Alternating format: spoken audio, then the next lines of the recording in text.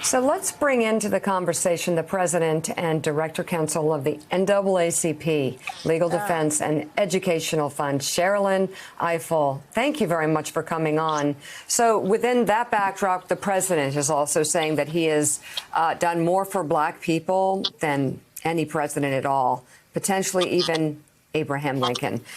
We won't touch on that. But he touted his executive order of including things, reform for black Americans that have never been tried before. Is that true? No, it's not true, Mika. Good morning. What we saw yesterday was a really cynical rebranding exercise by the president, and particularly cynical because the families of people who have been unarmed African Americans who've been killed by the police were present and had met with him. This is an issue that's been going on for a very long time, and the president is late to the party. He is attempting now to try to pivot. He reads the polls also. He sees that there are protests in 50 states. We should remember this is not disconnected from protests that began in 2014 with the killing of Eric Garner and the killing of Mike Brown. If we're going to talk about the civil rights movement, it was cumulative. You don't get 1963 without 1954 in Brown and without Rosa Parks and the Montgomery bus boycott. So this has been going on since 2014. And in 2014 and 2015, when we saw the killing of Freddie Gray and Walter Scott, this president had nothing to say about it except to talk about law and order and to excoriate a peaceful protester, a football player, a quarterback, who knelt quietly on the sidelines to protest what people are protesting in 50 states today. So yesterday's exercise was actually really quite appalling. And then when you read the language of the executive order, this is a president who, when he wants to do something by executive order, is quite forceful. Think about the Muslim ban. Think about some of the other immigration orders. He's very clear and direct in what he wants. This executive order is about encouraging and it's about asking people to address. There's no real teeth in it. This was a photo op, and around an issue this serious, for the president to stand there surrounded by law enforcement, no members of the community who have been talking about this issue for years, and engage in this effort to kind of rebrand himself on this issue was really, really quite grotesque, to be frank. Wow. Michael Steele. Madam Chair, I have a question a broader question with respect to the politics here. You've got Tim Scott in the Senate that's working on a Republican bill that presumably we'll get to see a little bit more about over the next day or so. Next week, they're going to hold a discussion and vote on it. The House clearly has its bill that's going. How realistic that anything that comes really close to what we need to see happening on the streets of America to deal with policing in the black community, how realistic are we to expect something this spring, summer? Because my feeling is it's just not there. I just don't see in the main the House Democrats coming to the table over Tim's bill and the Republicans buying what the House is selling at this point. Well, I'll tell you, I'm optimistic. I mean, when we held the hearing on the bill, my Republican colleagues spent the entire time talking about defunding police and rioting. They didn't say much about the bill at all. And the fact that I believe that they have taken some of the major categories of the bill, mimicked the bill, as I said before, I think they took the teeth out of it. But you just think of a variety of issues. Think of health care, think of guns.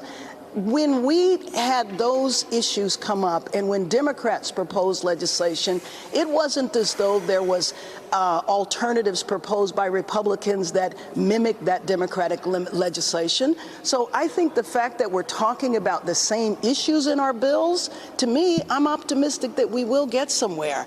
And then you're talking about hundreds of thousands of people around the world protesting on this. Neither one of those issues did did that in a sustained manner. People have been protesting for almost 30 days, and there isn't any indication that it's going to stop.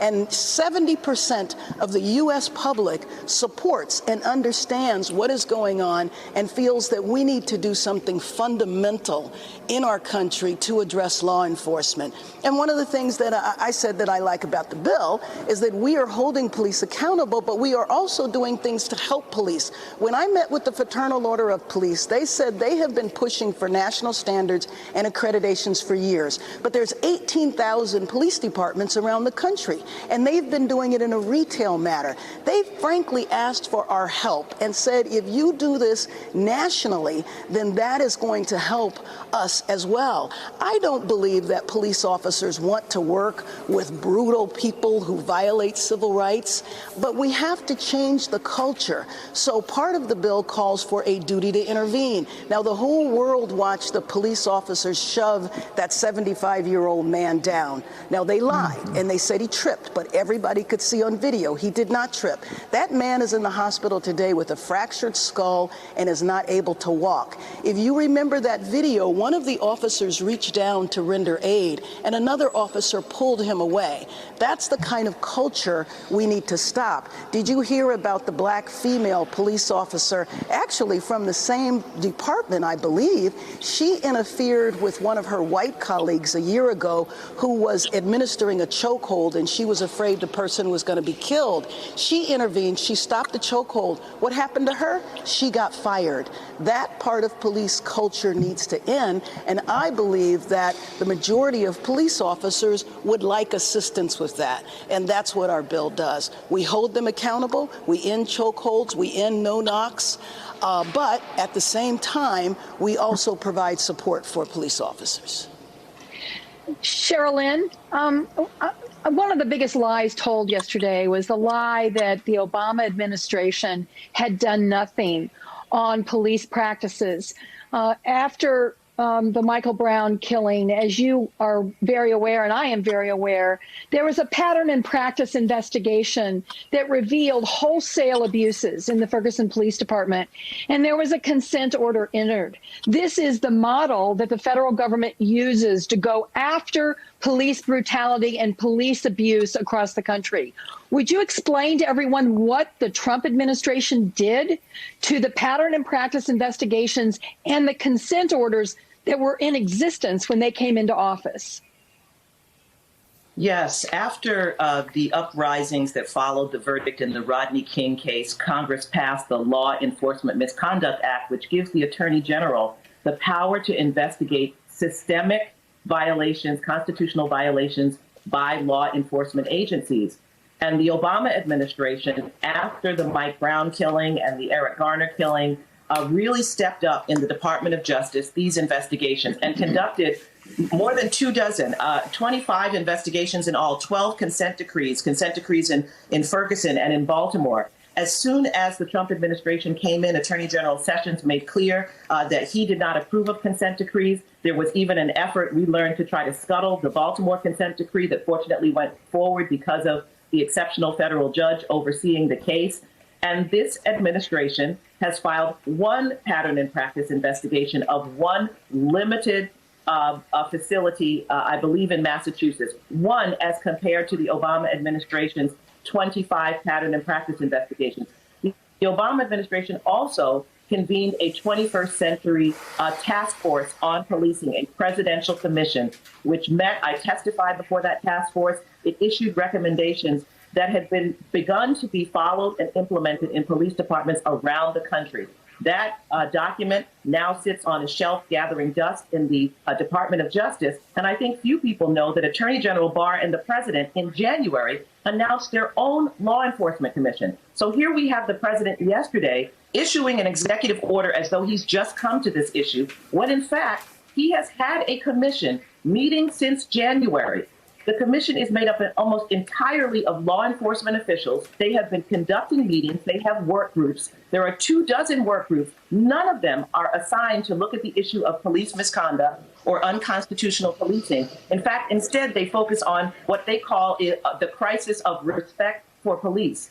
The organization I lead, the Legal Defense Fund, has actually sued Attorney General Barr because we believe this commission violates federal law. But that's what the president has been doing. He has been having his own law enforcement commission that no one knows about, meeting and engaging with law enforcement, not engaging with the communities of people affected. And yet yesterday, he then shows up in the Rose Garden as though now he is the savior on an issue that, frankly, he has contributed to the problem. This is the president who announced and said, hey, when you're arresting suspects, don't be too gentle when you put them in the police car. This is the president who encouraged the NFL to drag a black man peacefully protesting off his knees and get the SOB out of there. So that is who this president has been on the issue of policing and unconstitutional policing. And yesterday will not change that reality.